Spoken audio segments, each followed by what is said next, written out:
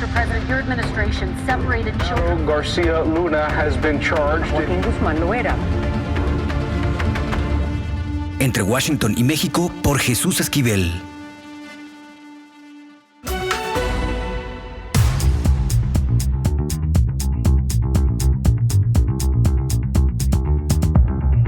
¿Qué óboles? Bienvenidos nuevamente a Entre Washington y México, el podcast. En esta ocasión, y por ser yo en realidad un admirador de este gran escritor, tengo el placer de contar con Guillermo Arriaga, este extraordinario escritor mexicano, guionista y todo lo que puede tener alguien como él, que ha aceptado platicar con nosotros sobre su última novela, Extrañas, que además de ser un libro tan entretenido, creo que desde mi punto de vista rompe ciertos tabúes. Guillermo, muchas gracias por aceptar esta charla en Entre Washington y México.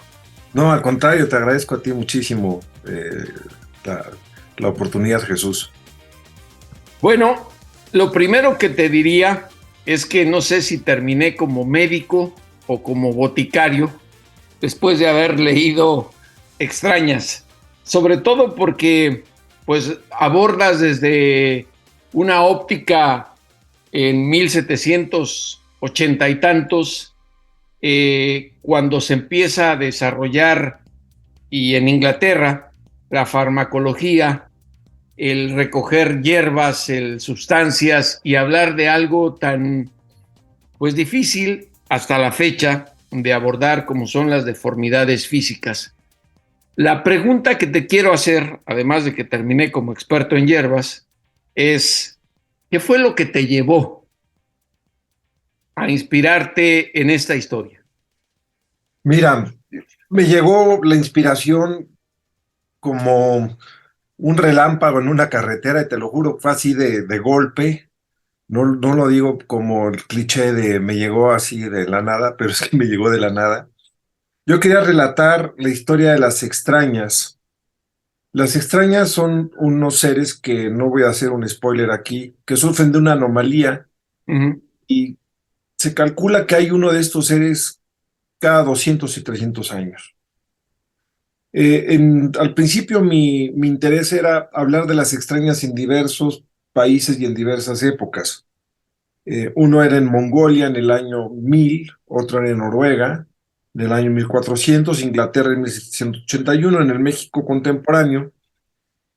Y empecé a escribir las 4 historias. Resulta que la inglesa se fue apoderando poco a poco, y de las otras historias habrán quedado unas 40, 70 páginas de cada una. Pero esta historia inglesa fue cobrando mayor fuerza, y me di cuenta que cobraba mayor fuerza porque es una época en la que la ciencia y la cirugía y la medicina empiezan a tomar auge y empiezan a consolidarse. Y se consolidan por varias razones. Una, por los descubrimientos del siglo anterior, del siglo XVII, entre ellos el microscopio, que hicieron avanzar rápidamente la ciencia, pero también el hecho de que Inglaterra y otros países europeos establecieron colonias donde había cirujanos muy avesados. Por ejemplo, los ingleses en la India, en Persia y en el Medio Oriente, en Egipto y en los países árabes, en algunos de los países árabes. Entonces, pues precisamente hablas de Black, que es uno de los personajes importantes en esta historia, que hizo un recorrido que después lo vuelve a hacer junto con William Burton, quien es el gran personaje de tu historia, ¿no? Sí, en esa época esos descubrimientos, por ejemplo, Black, que es un tipo que acostumbra a viajar a Persia, a lo que ahora es Irán, y a la India, descubre instrumental que no había en Inglaterra, y descubre técnicas de cirugía que no había en ningún país de Europa y que ya practicaban los indios en la India.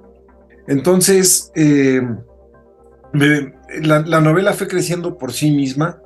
Cuando yo escribo, no tengo básicamente idea de dónde voy encontrándome la novela, casi voy tropezándome con ella, y poco a poco voy viendo cuáles son las aristas de la historia. La historia misma va empujando hacia donde ella decía, y mi trabajo es escucharla y tratar de que la historia se cuente lo mejor posible. Ahora, cuando tú hablas de extrañas que ocurren cada 200 o 300 años, te refieres a esta anomalía bicéfala, ¿correcto? Sí, no quisiera yo hablar de eso, para no hacer un spoiler, pero me refiero exactamente a esas extrañas. Ahora, haces una gran combinación, como siempre, tienes un crisol en los dedos para describir y crear estas imágenes con tus letras, que a mí en lo particular me dejaron muy impresionado con ese antagonismo que había entre Burton con Black, esa combinación, y sobre lo que decían los libros de la Facultad de Medicina de Oxford, que creo que eso hace todavía un poco más intrigante e interesante el trato que se da a los personajes principales en la última etapa de tu novela, Greta y Daniela. ¿Investigaste lo que había en los libros de Oxford o no? Eso? No, la mayor parte de lo que escribo es inventado. Obviamente hay algunos elementos de realidad, pero son solo lo suficientes para darle un cariz de verosimilitud a la versión histórica, por así decirlo, pero prácticamente todo es una ficción. Black no existió, es un doctor inventado, pero William Hunter, por ejemplo, que sí existió, y algunos de los libros que menciono sí existieron, otros son inventados, algunas técnicas quirúrgicas sí existieron, otras son inventadas, algunas de las fórmulas para pócimas y brebajes son verdaderas, las otras son inventadas, pero la mayor parte de la novela es un ejercicio de ficción sobre lo que pudo haber sucedido en esa época. Y además me parece que echas mano de algo que uno se puede imaginar antes de, ahora que tenemos todos estos avances científicos y sobre todo en la medicina, los dibujos en carbón de las personas en reemplazo de las fotografías, que eso también le da un toque mágico a Extrañas, ¿no? Claro, porque como no había forma de retratar, de fotografiar a las personas con anomalías, yo supuse que eran dibujantes de carbón dibujantes al carbón, quienes pues retrataban la fisonomía y las características físicas de cada uno de estos seres tan sorprendentes. La mayor parte de ellos eran ocultados. En algunos lugares aún se les oculta a las personas con discapacidad o con deformidades o con alguna anomalía. Entonces había que hacer dibujos un poco a veces de manera subrepticia y clandestina sobre las personas que sufrían estos padecimientos. Además, en esa Inglaterra, ¿no? Digo, no podemos olvidar la historia de lo que es la nación europea, ¿no? El racismo, el desprecio hacia los pobres, y estás tratando el tema de una familia o de un integrante de una familia de la nobleza que rompe el estereotipo con tal de avanzar en los descubrimientos, en lo que le nace a él por ayudar a esas personas con estas deformidades. Burton creo que sigue una ruta que hace que no deje uno de leer la novela, sobre todo porque también hay pasión, hay amistad, hay admiración, por ejemplo, a Wright, el boticario. No sé cómo podría llamarle uno en esta época a este hombre que le enseña tanto y que lo hace, digamos, pasar los años, lo que sería ahora de una facultad de medicina antes de tener una especialidad, ¿no? Claro, en aquella época mucha de la educación se llevaba a cabo por mentores. Eh, era muy importante pegarte a algún médico o cirujano sobresaliente, porque no siempre tenías la capacidad de ir a una universidad, los recursos para vivir en la ciudad donde se encontraba la universidad y el material para comprar libros o demás. Entonces, los primeros educandos pues eran gente que se aliaba a gente con gran prestigio, en este caso con médicos o cirujanos de gran prestigio, que hago la diferencia entre médicos y cirujanos, porque los cirujanos durante mucho tiempo no fueron considerados parte de la medicina, eran considerados parte del gremio de los barberos. Ujú. Fue hasta finales del siglo XVIII en que se les empezó a reconocer como una rama de la medicina, pero antes se les consideraba matarifes, gente que cortaba piernas bajo Ujú. cualquier pretexto, y era como ir a cortarte el pelo, el pie amputado, verte a lo cortar allá con el barbero. Entonces, se pegaban estos jóvenes a hombres como William Hunter o John Hunter, que eran los principales exponentes de la cirugía en aquella época. Ahora, también es una narrativa cruda, sobre todo ante los padecimientos y a lo que sometían a las personas con una anomalía dentro de estas grandes tierras que poseía en los nobles en Inglaterra. Pero hay algo que me llama mucho la atención y que creo le da mucha vida y alegría incluso a la novela en esos momentos más agrios y tristes, que es la mancuerna que hacen Burton y Colton, ¿no? Cuando se conocen, y además con este triunvirato que conforman con Beth, esta mujer que le da un toque de alegría y un toque de experiencia hasta sexual a una parte importante de la novela, ¿no? Sí, creo que la novela trata del exilio.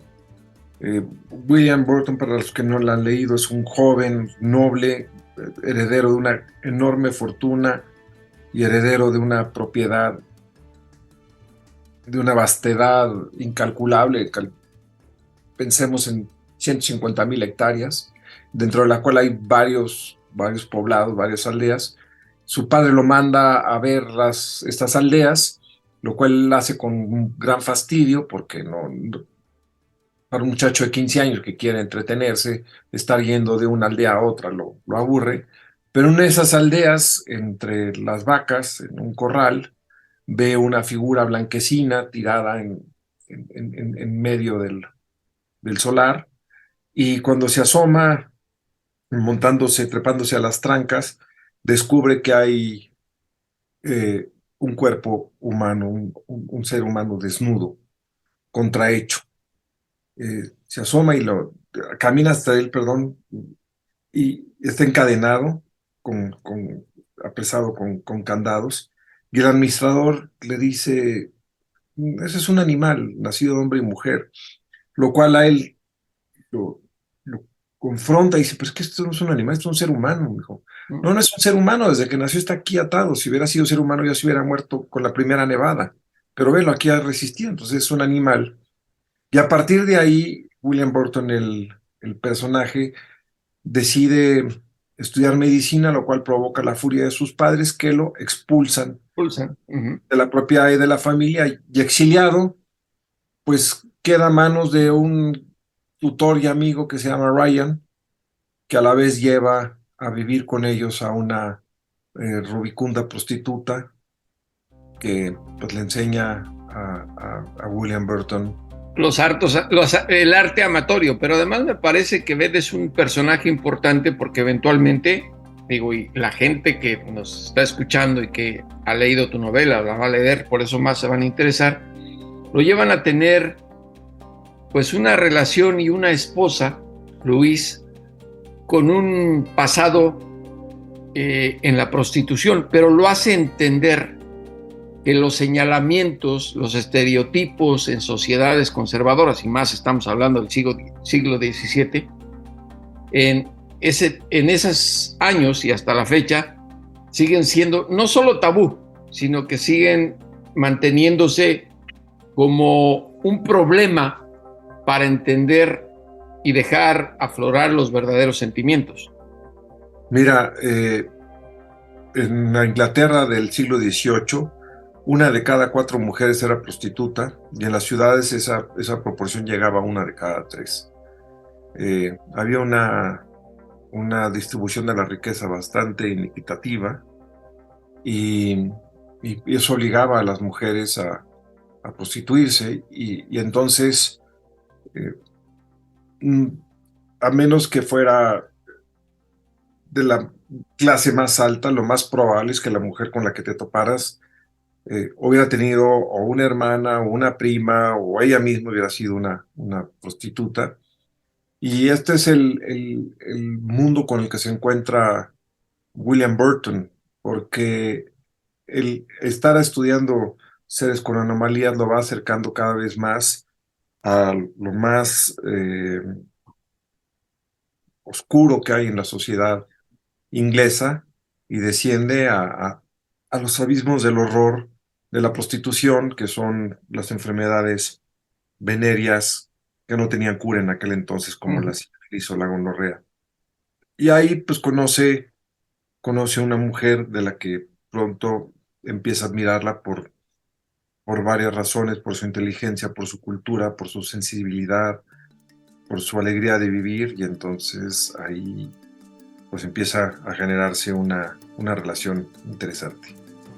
Ahora, Guillermo, en estos últimos minutos quisiera hacerte las preguntas que luego quienes nos escuchan y que les avisamos que te íbamos a entrevistar me transmitieron. Por ejemplo, Guillermo Arriaga escribe en las madrugadas, en las tardes, durante el día. ¿Cuál es su disciplina? Escribo todo el día. Mi disciplina es escribir día y noche. Últimamente me refiero a los últimos 12 años, he tenido una vida monacal, vivo aquí encerrado escribiendo, pero cuando viajo, escribo en los taxis, escribo en las cafeterías, escribo en trenes, escribo en aviones, escribo en aeropuertos, escribo donde puedo. Donde puedes, en computadora o en libreta, y después pasas. No entiendo mi letra. Literal. Sí. Luego dedico libros y me dicen, ¿qué dice? Y dije, pues el que me dedicaste a mí de Extrañas, yo no lo entendía, ¿verdad? No tengo idea qué escribí, la verdad. No, lo digo en serio, no entiendo mi letra. Entonces lo hago a computadora, en una laptop. Entonces la llevo a todos lados, ya voy escribiendo y voy guardando. Pero sí te has de dar tus descansitos para, no sé, tomarte un café, tomarte una copa, irte de cacería. Pero cuando estoy de cacería sigo escribiendo.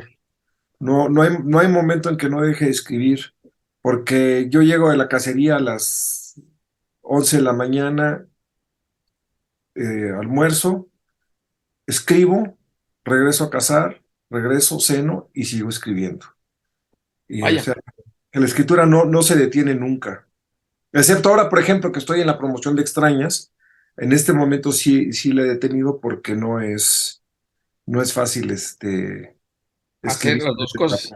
Sí. Lo cual suponemos que estás escribiendo otra novela. Empecé otra novela, pero la tuve que detener por esta circunstancia. Que la gran pregunta que todo el mundo se hace es la segunda parte de Extrañas, y creo que ya has dicho que no es, ¿no? No va a haber una segunda parte. Hubo gente que quería que hiciera una segunda parte del Salvaje, luego me dijeron que hiciera una segunda parte de Salvar el Fuego, ahora me piden una segunda parte de Extrañas, pero yo creo que los libros son lo que tienen que ser y hasta ahí llegan. Ahora, vamos a cerrar esta conversación, Guillermo, y te lo agradecemos y te pedimos que pues volvamos en alguna otra ocasión cuando salga tu nuevo libro, o incluso nada más para hablar sobre libros aquí en Entre Washington y México, que nos permitas otros 20 minutos. Pero sí, claro, quiero cerrar esta charla con algo que me pidió una persona muy querida que te dijera que además ha leído todos tus libros, eres básicamente su ídolo? Y se refiere al caso de Greta y Daniela en el final del libro, y me dice, dile con todo respeto y con todo el cariño y admiración que le tengo, que se la mamó con ese final. ¿Qué responderías? Mira, yo siento que las novelas, las historias empujan para ser contadas y nosotros a veces somos solo un vehículo para contarlas y no tenemos tanto control y dominio sobre lo que estamos contando. Y este es uno de los casos más preclaros de que yo no tenía el dominio absoluto de la historia, que la historia fue la que mandó sobre mí y no yo sobre ella. Y este es el final que la historia pedía. Y creo que es un final que me han agradecido muchos lectores y muchas lectoras porque ellos mismos están construyendo su final. Y si algo me gusta es que me dicen que tienen 4 o 5 días que terminaron el libro y siguen dándole la vuelta. Sí. Que la historia tenía razón y lo mejor fue que no tuviera yo un final que pudiera ser más satisfactorio para quien leyera, pero que los envuelva mucho más en el libro. Guillermo Arriaga, muchas gracias por estos minutos aquí en Entre Washington y México, y te tomamos la palabra. Nos mantendremos en contacto. Muchas gracias y te mando un enorme abrazo a ti y a tu equipo. Gracias.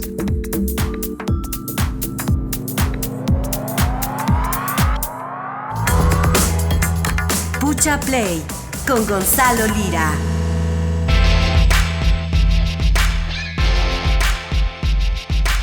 Y ya lo saben, siempre llega quemando llanta Gonzalo Lira Galván, pero siempre nos trae Pucha Play y excelentes recomendaciones. Mi querido Gonzalo, ¿qué nos tienes?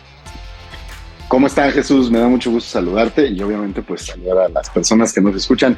Pues no podía dejar pasar la oportunidad con el invitadazo de este episodio, pues de hablar de otra de sus chambas que, pues digo, además de que es un gran novelista y ya platicaron de eso con él, no se puede dejar de hablar de Guillermo Arriaga sin hablar de su cine. Y me llamó la atención que hacía mucho que no repasaba su filmografía y la verdad es que es bastante interesante. Tiene por ahí unos pasajes no tan buenos en términos de cómo fue llevada a la pantalla por los directores, pero ahorita nos vamos a ir desmenuzando las cosas como el descuartizador, ¿no? Y la primera película que adaptaron, una novela de Guillermo Arriaga, adaptada por Gabriel Retes a la pantalla, fue Un dulce olor a muerte, que ahí empezaba, no sé si tú la llegaste a ver, Jesús, pero pues eran los principios de Diego Luna. Sé la película, la conozco, pero nunca la he visto. Pues es muy interesante porque está contada, es la historia de un joven, que es interpretado por Diego Luna, que de repente se encuentra con el cuerpo sin vida de su joven amante, ¿no? Con quien además tiene un romance secreto en el pueblo, y a partir de ahí, pues bueno, se vuelve obviamente uno de los principales sospechosos, al mismo tiempo que quiere descubrir pues qué fue lo que ocurrió. Lo que es interesante de esta película de Retes es que todo está contado, el lenguaje visual es muy parecido al de los westerns, ¿no? Entonces es como muy interesante porque a final de cuentas el personaje que hace Diego Luna nos recuerda mucho a aquellos personajes que hacía en los westerns de Sergio Leone, director italiano con quien Clint Eastwood hacía muchas películas. En esta, pues bueno, es un personaje solitario, el protagonista, que está de alguna forma pues manchado ya a la mirada del público y a la mirada del pueblo en el cual tiene que resolver este crimen. Y creo que es un buen arranque para las adaptaciones que hicieron de Guillermo Arriaga en la pantalla. Ya después de eso, pues bueno, se viene el trancazo que fue Amores Perros, ya sabemos, se avienta después 21 gramos, es nominado al Oscar, y antes de Babel, con la que cerró la trilogía que hizo con Alejandro González Iñárritu, él gana el premio a Mejor Guionista en el Festival de Cannes por una película que hace entre 21 gramos y Babel, que se llama Los tres entierros de Melquiades Estrada. La película es dirigida por Tommy Lee Jones, que pues prácticamente buscó a Arriaga específicamente para eso, y nos cuenta la historia de tres rancheros, ¿no? Que quieren ir a enterrar el cuerpo de un amigo a México. Entonces son tres rancheros gringos que para enterrar este cuerpo tienen que cruzar ilegalmente la frontera hacia México.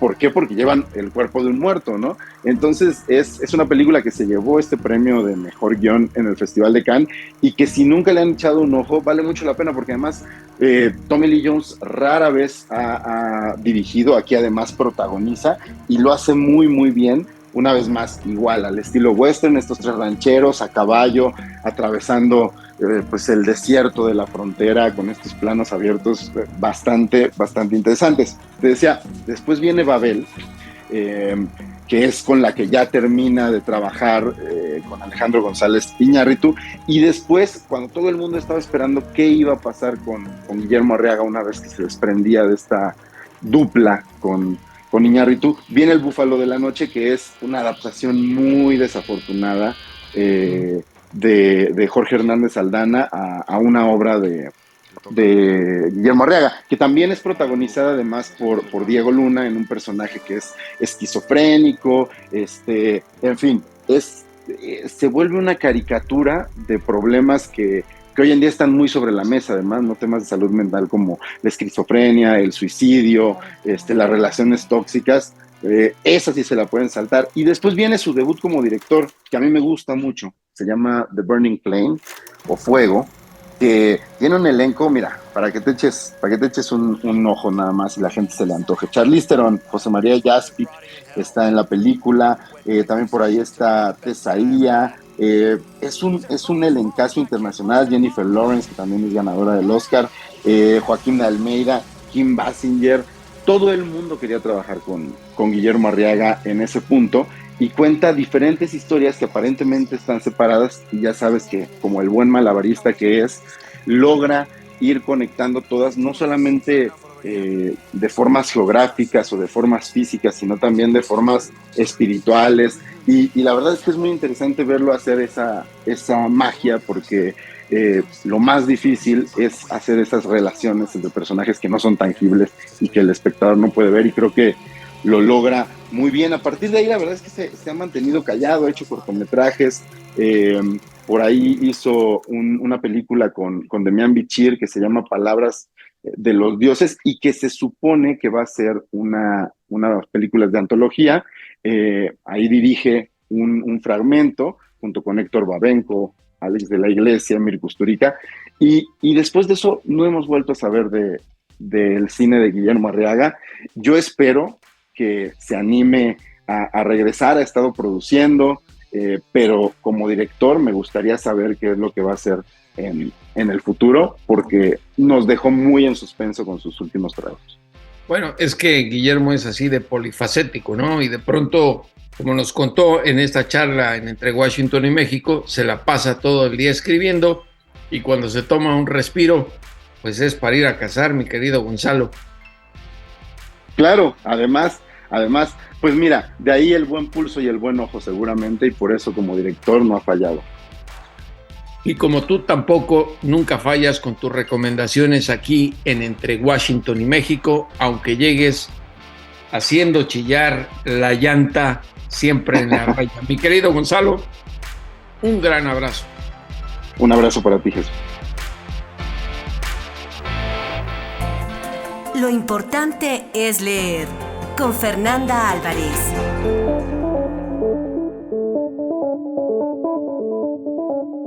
Como siempre, aquí en Entre Washington y México, un privilegio contar con Fernanda Álvarez de Penguin Random House. ¿Qué nos tienes en esta ocasión para Lo más importante es leer, Fer? Hola, querido Jesús. Pues traigo dos novelas escritas por mujeres cuyos tonos, digamos, son muy distintos. Una me parece que es como un apapacho, porque es una novela muy bonita que nos pone en un espacio muy colorido. mientras que la otra tiene un claroscuro más yéndonos hacia lo oscuro. Entonces te cuento. La primera es una novela que ya habíamos publicado hace tiempo, que se titula Umami, de una autora mexicana llamada Laia Jufresa. Umami en un principio es el quinto sabor que percibe la lengua, y lo que hace Laia es crear un universo en una privada cuyas casas, digamos, son nombradas por los sabores que percibimos, ¿no? Entonces una es el sabor, la casa salada, la casa dulce, la casa umami, la casa amarga, y cada una presenta una familia con distintos ¿qué será? Como que distintas situaciones, ¿no? En una es la pérdida de la hija, en otra familia muere la esposa del señor, en otra familia es una chica que inventa palabras todo el tiempo, y de qué manera se van relacionando estas familias dentro de esta privada. La verdad que es una novela que cuando yo ya la leí fue como un remanso, porque a veces todas o muchas historias que leemos son pues eso, sí, como decía, de los claroscuros, pues más oscuras, ¿no? Y sin embargo esta de Umami te deja en un espacio distinto, en un espacio, no quiero llamarlo de esperanza, pero sí como en un espacio de colores, de arcoíris, de posibilidades, de luces, ¿no? Esa es Umami. Y creo que así como nos la pintas, se podría abrir una ventana de posibilidades, pero también con una muy buena lectura. Sí, la verdad es que ella permite, además ella, bueno, ya les hablaré ahora de su siguiente libro cuando llegue el momento adecuado, pero creo que Laia se mueve en otros espacios que muchos escritores mexicanos o escritoras mexicanas no están ahí, ¿no? Es decir, en ver hacia otro lado. Porque la otra novela que les quería platicar es de Gisela Leal. Ella es una autora también mexicana, nacida en Monterrey, y esta novela, que se llama La soledad en tres actos, trata de un espacio que es justo la soledad, es una hacienda, que es una especie de reflejo de lo que está pasando en un espacio más grande. Es decir, la soledad es una hacienda, pero eso mismo puede estar pasando en un país llamado México. Y es cómo va a ir decayendo poco a poco. Tenemos un personaje que es Antonia, que está viendo, es un personaje que observa, ¿no?, todo el tiempo lo que está pasando alrededor. Es un personaje solitario, es un adolescente cuya infancia es bastante triste, ¿no? Pues su madre Teresa, ella vive hacia afuera, vive hacia la exuberancia, hacia ser reconocida por el otro por su forma de vestir, por su sensualidad. Y esta Teresa se casa con Dionisio, que es el dueño de esta hacienda llamada La Soledad, y él es un dueño potentoso, no tiene mucho dinero, tiene alcohol o lo vende, ¿no? Eso es a lo que se dedica, y cómo esta pareja poco a poco va cayéndose a pedazos, al mismo tiempo que Antonia pues va reflejándose en los árboles que van a ser talados, en una sociedad más indígena que también está siendo perseguida. Entonces es esta otra caída, que es este lado más oscuro, y cuyo narrador de Gisela Leal es absolutamente impresionante, es intromisivo, es impertinente, viaja en el futuro, va al pasado, al presente. Entonces tiene otra connotación que también la vuelve divertida, y que en algún momento de la novela el propio narrador nos invita a meditar y a respirar. Así que imagínate qué novelas tan distintas, Umami y La soledad en tres actos, querido Jesús. No, y creo que ambas nos hacen llegar a esta conclusión, que lo más importante es leer y contar aquí en Entre Washington y México contigo, mi querida Fer. Muchas gracias. A ti, Jesús, muchas gracias por invitarme. Y ahora sí, a los criminales y a los políticos, devuélvanos a ese México que nos ha arrebatado. Hasta la próxima, aquí en Entre Washington y México, el podcast. Esto fue Entre Washington y México, una revisión semanal por la agenda bilateral y sus protagonistas.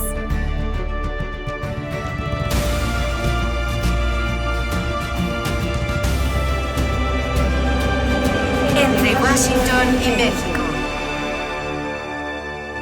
Esta es una producción de Fluxus Comunicaciones.